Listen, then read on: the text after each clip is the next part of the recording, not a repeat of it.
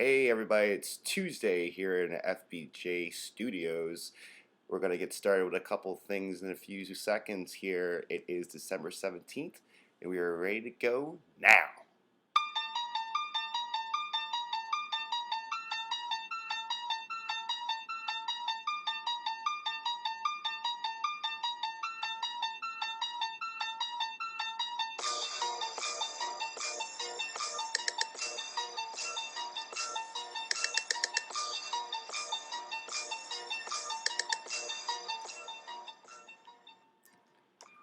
Hey, what's going on, everybody? Welcome to the FBJ Studios. I'm your host, Dan White. Special guest today, Spencer! Spencer Hawes is joining me today. Not in person. I wish he was. But we're going to go over a couple things. Going to cover a couple of things that happened, a couple of major things that happened with the team yesterday. First thing, we're definitely going to have to change the team name. It's no longer hashtag I miss you James because Kevin Durant's gone. So is Serge Ibaka. He's gone. The new name of the team is probably going to be Jonas Brothers because we have Jonas Valanciunas. It's great. It's really great to have him, and let's just get into it. We're going to do a couple segments. First things first, let's talk about the second trade that went down yesterday. As I predicted, the original trade that I proposed to Corey was countered. And here's the original. The original was Terrence Ross, Jonas Valanciunas, and Wilson Chandler for Serge Ibaka and Eric Gordon. I wanted to, like I said, dump some waste, I guess. Dump guys that I thought were either playing above what they usually are or injury-prone sort of players, and Eric Gordon is an injury-prone sort of player. Serge Ibaka is great for rebounding and blocks. However, the fact that they have him as a stretch four really takes away from his efficiency, field goals made, and attempts. It really has him taking some useless shots. So it's probably something that you would want to stray away from. I drafted him with my second overall pick. Still not proud of it, and I wanted to flip him for some value. So, in doing so, we were able to get Kent Free, 15.6 fantasy points per game. Jonas, 13.9 fantasy points per game. And Jeremy Lamb, the OKC guard who plays the James Harden, Kevin Martin role at 9.3 fantasy points per game.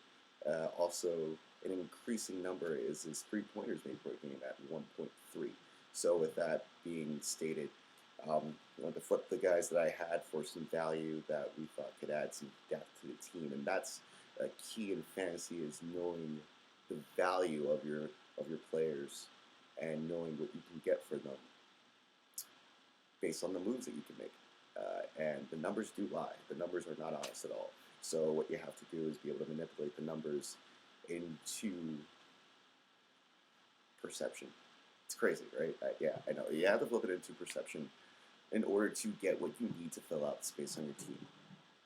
Lacking on bigs, everybody needs a big. Guards are everywhere, but to get a quality big, if you can flip one quality big for two quality bigs, I think you made out okay, and that's part of what happened here. We were able to flip a top 5, top 10 fantasy big into two down the line, this season down the line, top 10 fantasy prospects, fantasy bigs, and Jonas, who's finally getting the chance to start and get the ball. There's no more Rudy Gay isolation, stop the motion ball. Stop the motion ball in Toronto. It's just it's Kyle Lowry, it's Amir Johnson, who is great, and Jonas, and that's the core of their team right now. Terrence Ross will get the opportunity to get more shots up as well. Obviously, they still have DeMar DeRozan, so that will limit the amount of touches between for other players. But overall, the trade of Rudy Gay definitely unlocked a lot of parameters, a lot of opportunities for the rest of the players on that team, which is what the plan of Masai Ujiri, their general manager, wanted to do. So basically, we flipped guys. We wanted to get higher value for the guys that we had. We did it twice. We also did it with the first trade that we spoke about ad nauseum yesterday, the Kevin Durant deal, which is still not too popular amongst the league mates of mine, but that's the breaks. So we'll see how that works out. A little bit of trader's remorse with trading Surge, but you know, you're gonna have some trader's remorse. I'm surprised I didn't get it before this morning, but that is also a byproduct of making such moves. Can't have remorse. So with that being said, we've pretty much covered part one of what we wanted to get into. We just wanted to dig into the Serge Ibaka and the Eric Gordon corollary that really been bugging me since I drafted both players. For right now,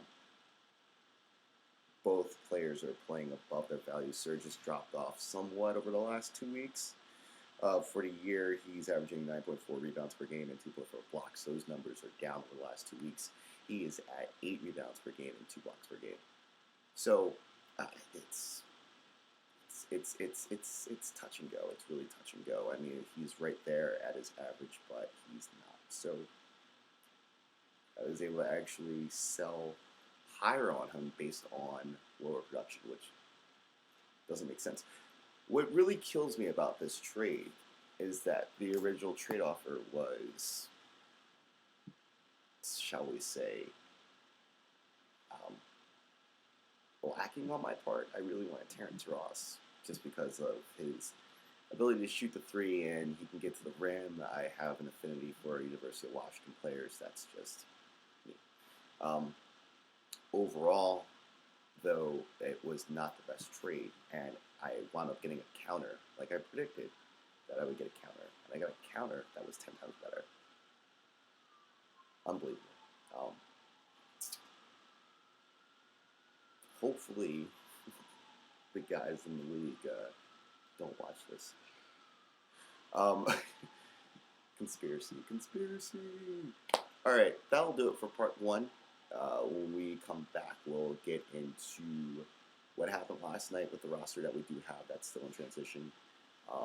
We're going to sing some praises to a couple of guys that had a pretty good night, including a player from the Brooklyn Nets who just went 8 bonkers bananas on the Sixers last night. And it's not the guy I thought it was. We'll be right back after this.